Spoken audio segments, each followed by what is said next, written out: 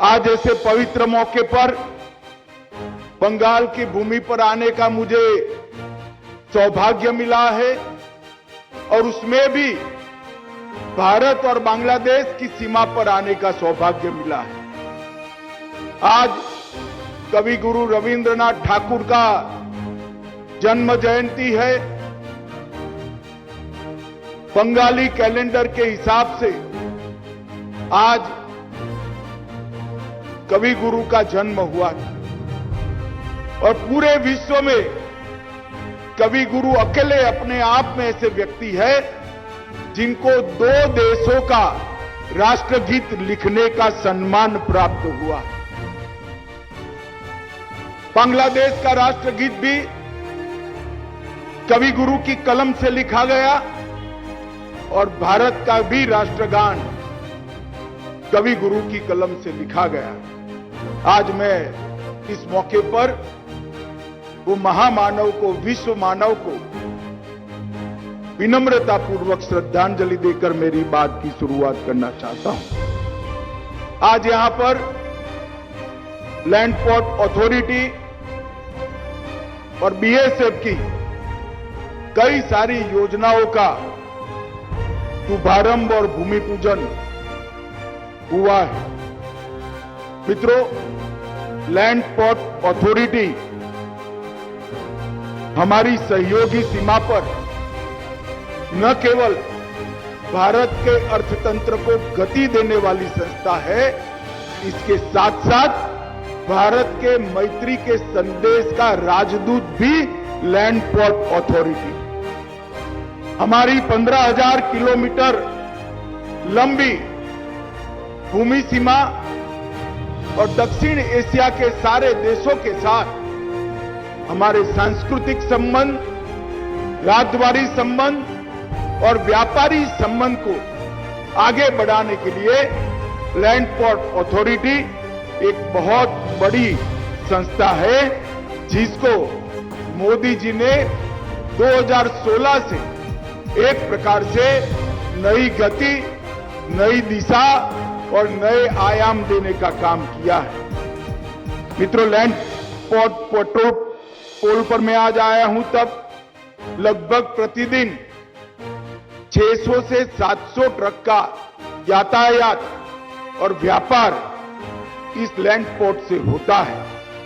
यहां हमेशा अक्सर देरी की, भीड़-भाड़ की समस्या रहती थी और यहां दूसरा कार्गो गेट बनने से मुझे विश्वास है कि ये समस्या का समाधान बहुत अच्छे तरीके से हो जाएगा। हमारा फरवरी 2016 में लैंड पोर्ट कार्गो और यात्री दोनों की जो संख्या थी, जो आंकड़े थे, इसमें ढेर सारी वृद्धि 16 से 22 तक हुई। 2016-17 में 18,000 करोड़ रुपए का जो व्यापार था वो 18,000 करोड़ रुपए से बढ़कर आज 30,000 करोड़ रुपया क्रॉस कर गया है। ये बताता है कि लैंड पोर्ट अथॉरिटी ने कितना अच्छा काम किया है। और 2022-23 में लैंड पोर्ट से लगभग 20 लाख यात्रियों की आवाजाही हुई है और पेट्रोल पोल में सितंबर 21 से पैसेंजर टर्मिनल बिल्डिंग का उद्घाटन मेरे साथी नित्यानंद राय जी ने किया और अब सालाना लगभग 5 लाख यात्री, कह सकते हैं कि हर रोज 11,000 यात्रियों की आवागमन की सुविधा इस लैंड पोर्ट अथॉरिटी के सेंटर पर हुई है। ये दोनों देशों के बीच में संबंध के लिए एक सुनहरा स्थान। मित्रों, बांग्लादेश के साथ हमारे रिश्ते राजद्वारी रिश्ते नहीं, राजद्वारी रिश्ते तो है ही, परंतु इसके साथ साथ हमारी संस्कृति साझी है, हमारी भाषा साझी है, हमारी कला साझी है और हमारी जीवन परंपराएं भी साझी। बांग्लादेश और भारत के संबंध कोई तोड़ नहीं सकता। सालों से, हजारों सालों एक ही संस्कृति के आधार पर जीने वाले दो राष्ट्रों के बीच में बांग्लादेश से जन्म से लेकर आज तक भारत ने हमेशा बांग्लादेश के इतिहास में बहुत महत्वपूर्ण भूमिका, मैत्रीपूर्ण भूमिका का निर्वहन किया है। बांग्लादेश की आजादी की लड़ाई में बीएसएफ का बहुत स्वर्णिम योगदान रहा है और इसके कारण आज भी बांग्लादेश और भारत ये दोनों के बीच में सौहार्दपूर्ण और बहुत उष्मापूर्ण रिश्ते रहे हैं, जिसको इस स्थान से अब और नई गति और नई ऊर्जा मिलने वाली है। आज एक पुलिस स्टेशन भवन का उद्घाटन, हॉस्टल का उद्घाटन और बीएसएफ की अलग अलग बंगाल की सीमा पर 108 करोड़ से ज्यादा लागत से 7 अलग अलग स्थानों का उद्घाटन किया गया है। मित्रों, हमारी सीमा नीति में व्यापार मतलब ट्रेड का बहुत बड़ा महत्व है। 15,000 किलोमीटर की हमारी भूमि सीमा 7 देशों को छूती है और साउथ एशिया के सभी देशों के साथ हमारे संबंध और व्यापार के रिश्ते मजबूत हो, इसके लिए मोदी जी के शासन में आने के बाद हमने नई नीति बनाई।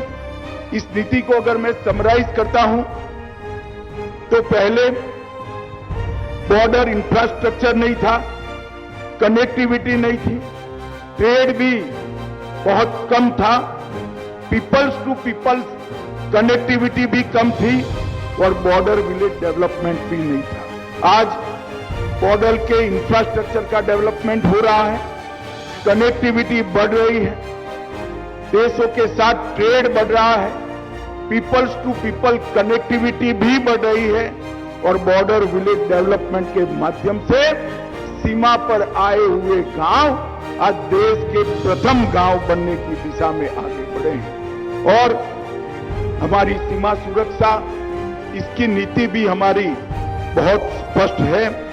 सीमावर्ती क्षेत्रों में हम मजबूत इंफ्रास्ट्रक्चर चाहते हैं। सीमा क्षेत्रों के गांवों में देश के हर गांव जैसी कल्याणकारी नीति की सभी सुविधाएं हो, ऐसा चाहते हैं और इसके साथ साथ कनेक्टिविटी गांव की सबसे अच्छी हो, इस दिशा में भी काम करें और भूमि ट्रेड को बढ़ावा देकर सीमांत गांव के अंदर व्यापार और उद्योग को और लोकल फॉर वोकल के संदेश को भी मजबूत करना चाहते हैं और पीपल टू पीपल कनेक्ट को भी हम बढ़ाना चाहते हैं। मित्रों, लैंड पोर्ट्स का विकास न केवल देश के $5 ट्रिलियन इकोनॉमी का मोदी जी के लक्ष्य की पूर्ति के लिए महत्वपूर्ण है, परंतु इसके साथ साथ हमारे पड़ोसी देशों के साथ उष्मापूर्ण संबंध के लिए भी महत्वपूर्ण है। चाहे नेपाल हो, चाहे बांग्लादेश हो, चाहे भूटान, हर देश के साथ लैंड पोर्ट अथॉरिटी एक राजदूत का काम कर आगे बढ़ रही है। कई सारे इनिशिएटिव विगत 5 साल में लैंड पोर्ट अथॉरिटी के लिए लिए गए हैं।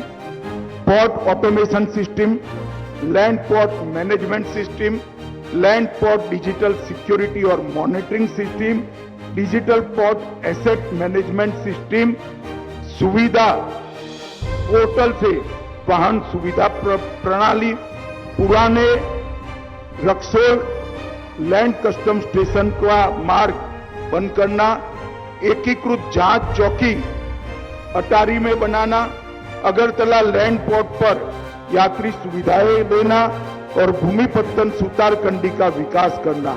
इसके साथ साथ लैंड पोर्ट अथॉरिटी ने कई सारे इनिशिएटिव लेकर लैंड पोर्ट अथॉरिटी के स्थापना के सभी उद्देश्यों को पूर्ति की दिशा में बहुत काम किया है।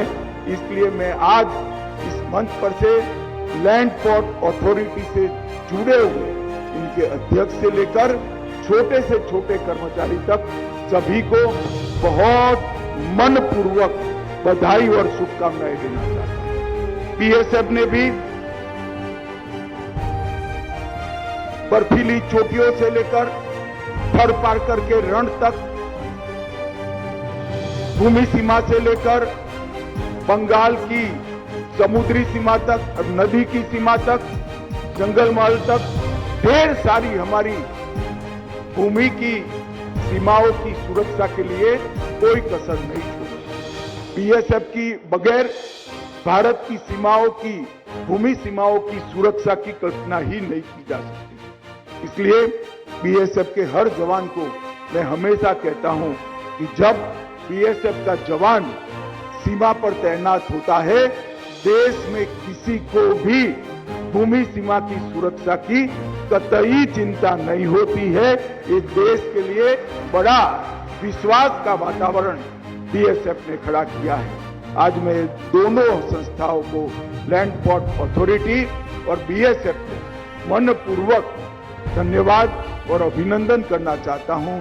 और ये कार्यक्रम के लिए बंगाल सरकार ने भी जो जो सुविधाएं इसके सुचारू संचालन के लिए हमें दी है, बंगाल सरकार का भी भारत सरकार की ओर से हृदयपूर्वक धन्यवाद कर मेरी बात को समाप्त करता हूं।